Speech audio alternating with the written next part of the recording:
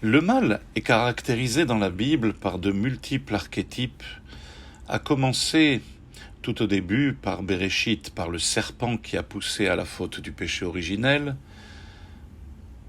les mœurs également des civilisations qui ont suivi, celle du déluge, puis celle de Sodome et Amora, puis face aux personnages comme Ishmaël, Esav, Amalek et bien d'autres. Mais cette semaine, dans la paracha de Vaera, le peuple juif est face au mal caractérisé par Paro, qui est un mal emblématique, auteur de toutes les pires souffrances du peuple juif en exil chez lui, qui a asservi par la souffrance tout le peuple juif dans son pays, qui s'est transformé en une grande prison d'esclaves où il n'y a jamais eu de fugitifs. Ceci représente, psychologiquement, spirituellement, l'emprise totale du mal sur la personne qui n'arrive pas à se défaire de sa souffrance qui l'assaille. Il est prisonnier de ses addictions, de ses obsessions et des asservissements que lui impose son paro intérieur.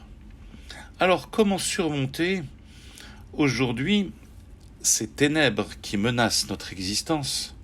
Comment se défaire de notre enchaînement, de nos afflictions qui troublent psychologiquement et physiquement notre vie? À cela, la Torah répond dans notre paracha. Et elle soumet deux temps bien précis.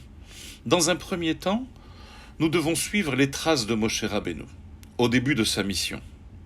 Et par la suite, lorsque Moshe a accepté finalement cette mission avec insistance de Dieu, suivre attentivement le processus de soumission du mal appliqué par Dieu à travers la mission qui lui a été confiée à Moshe Rabbeinu pour faire plier l'Égypte.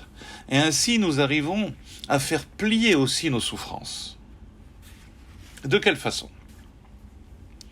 Au début, Moshe a affirmé devant Dieu qu'il fut Aral Sefataim. Bègue, Moshe ne parlait pas correctement et qu'il ne pouvait pas intercéder auprès de Paro pour le bien du peuple d'Israël. Dieu a répondu que son frère serait son interprète. Ve'Aaron achicha yeh neviecha. Moshe parlera en tant que représentant de Dieu et Aaron servira d'interprète qui répétera le message et l'expliquera en détail à Paro. Mais Dieu dit clairement à Moshe qu'il réussira. Comment réussira-t-il vraiment? Parce que il est le messager du Créateur. Il a une mission que Dieu lui a confiée. Il sera donc doté d'une capacité miraculeuse. Pour cette raison, Moshe a transmis à Paro exactement les mots que Dieu lui a ordonnés, sans aucun changement. Tous les détails, les explications, les illustrations étaient le rôle de l'interprète qui était Aaron.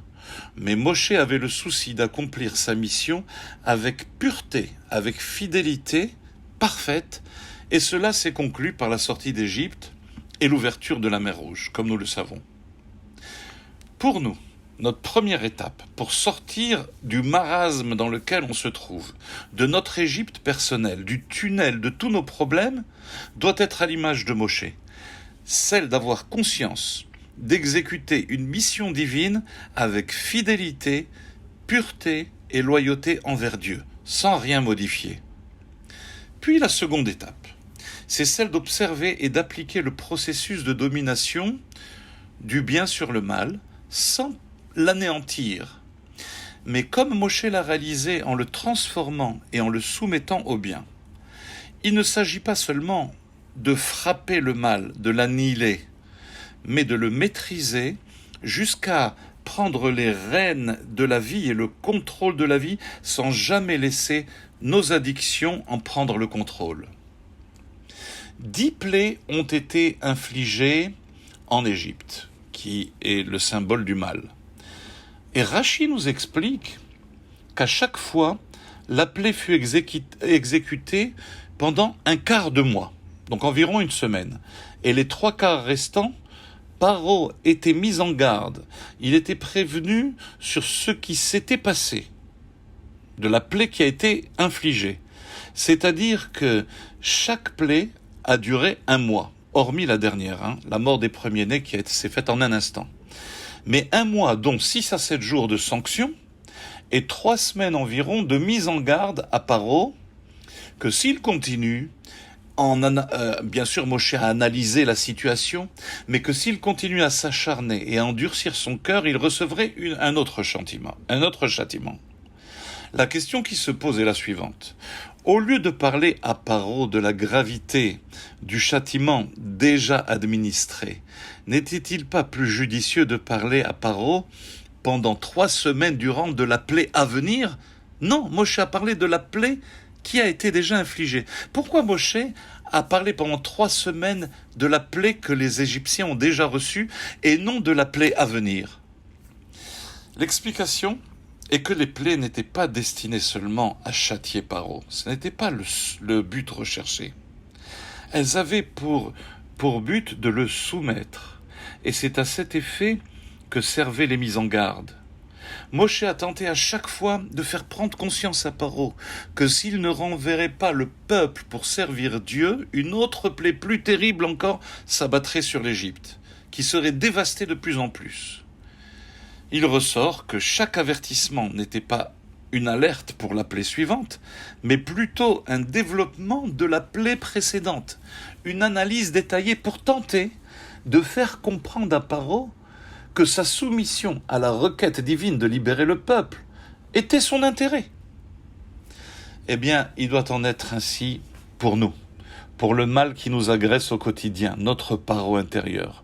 Il ne s'agit pas simplement de frapper le mal, de l'annihiler, mais de le vaincre, de le dominer et de le soumettre totalement à la volonté divine, et ainsi faire jaillir la lumière à partir des ténèbres qui se précipitent et nous agressent au quotidien.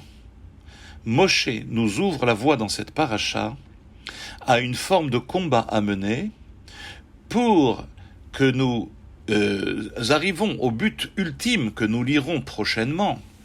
Uvnei Israël yotzim beyad rama, et les enfants d'Israël sortirent la main haute et victorieuse. Shabbat Shalom.